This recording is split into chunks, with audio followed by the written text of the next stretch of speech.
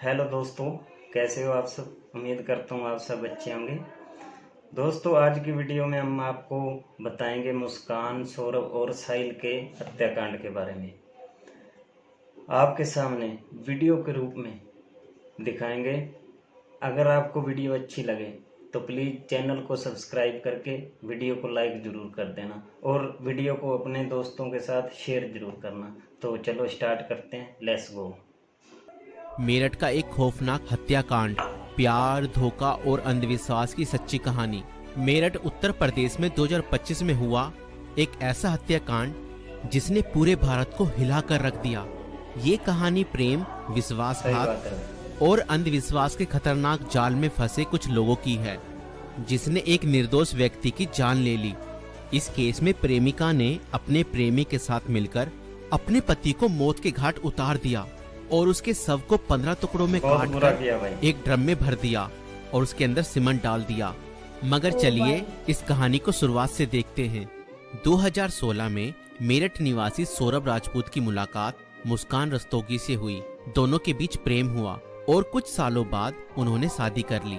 लेकिन यह शादी सौरभ के परिवार को पसंद नहीं आई, क्योंकि मुस्कान एक अलग जाति से थी। इसके बावजूद दोनों ने अपने रिश्ते को मजबूत बनाए रखा। सौरभ मर्चेंट नेवी में जॉब करते थे और लंदन में पोस्टेड थे। शादी के कुछ समय बाद सौरभ लंदन चले गए, जबकि मुस्कान अपनी बेटी के साथ मेरठ में रहने लगी। इस दौरान उनकी जिंदगी में एक तीसरा व्यक्ति साहिल शुक्ला आया, जो मुस्कान को पहले से ही जानता था। सौरभ के लंदन में रहने के कारण मुस्कान की नजदीकियां साहिल से बढ़ने लगी।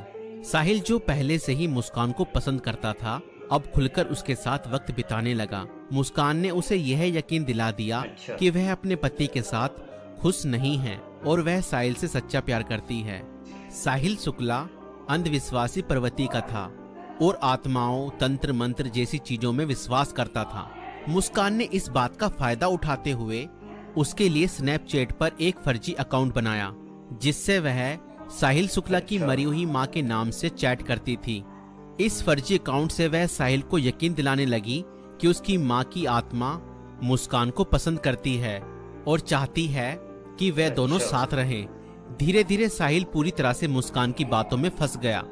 मुस्कान ने उसे यह विश्वास दिलाया कि अगर वह उसके पति सौरभ को रास्ते से हटा दे तो वो दोनों एक साथ रह सकते हैं। साहिल अब पूरी तरह से मुस्कान के इशारों पर नाचने लगा था। मुस्कान और साहिल ने मिलकर सौरभ को मारने की साजिश रची। 4 मार्च 2025 को जब सौरभ लंदन से मेरठ अपनी पत्नी और बेटी से मिलने आया, तब मुस्कान ने सौरभ की फेवरेट सब्जी कोफ्तों में बेहोशी की दवाई मिलाकर खिला दी। बहुत बुरा किया भाई, बहुत ही बुरा किया। ऐसी लेडीज को तो फांसी की सजा होनी चाहिए भाई। और जब सौरभ बेहोशी की हालत में बिस्तर पर पड़ा था, तब मुस्कान ने अपने दोस्त साहिल को बुला लिया और रसोई में जाकर वो बड़ा और धारदार चाकू ले आई, जो मुस्कान और साहिल ने पहले से ही प्लानिंग करके खरीदे हुए थे।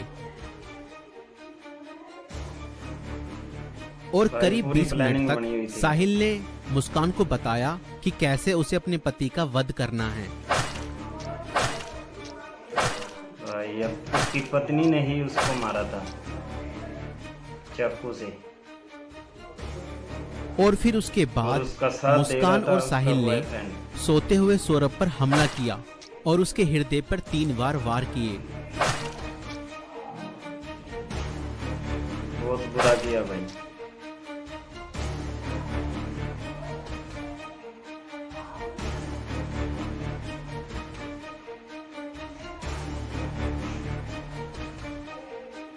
मार दिया भाई बेचारे को।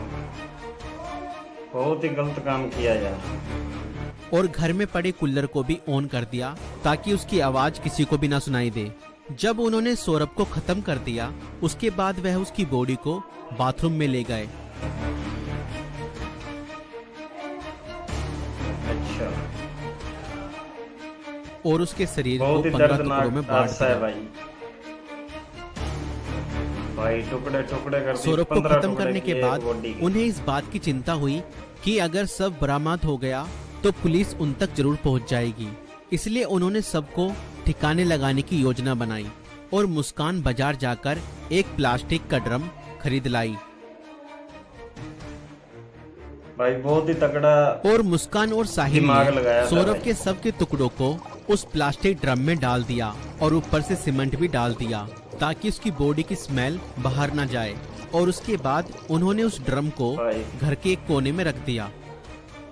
इसके बाद मुस्कान और साहिल भाई बहुत ही ने तगड़ा सौरभ के दिमाग। मोबाइल फोन से उसके सोशल मीडिया अकाउंट को एक्टिव रखा। उन्होंने सौरभ के अकाउंट से हिमाचल प्रदेश की शिमला की तस्वीरें और स्टोरीज पोस्ट की ताकि लोगों को लगे कि वह घूमने गया है। उन्होंने उसकी फैमिली और दोस्तों को यह यकीन दिलाने की कोशिश की कि सौरभ जिंदा है और बाहर यात्रा कर रहा है। इस दौरान मुस्कान और साहिल खुद भी शिमला घूमने चले गए ताकि अगर कोई लोकेशन ट्रैक करे तो किसी को शक ना हो। लेकिन किसी भी अपराधी की तरह वह भी ज्यादा समय तक बच नहीं पाए। सौरभ के परिवार ने जब उससे संपर्क करने की कोशिश की और कोई जवाब नहीं मिला तो उन्हें शक हुआ। परिवार ने मेरठ पुलिस में गुमशुदा की रिपोर्ट दर्ज कराई।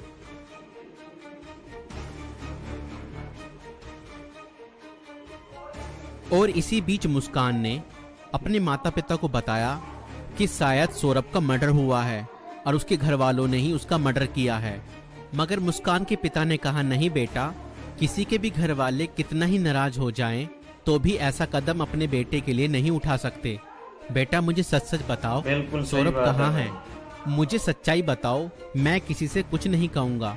और तब मुस्कान ने अपने पिता को बताया कि उसने और साहिल ने मिलकर सौरभ को खत्म कर दिया है।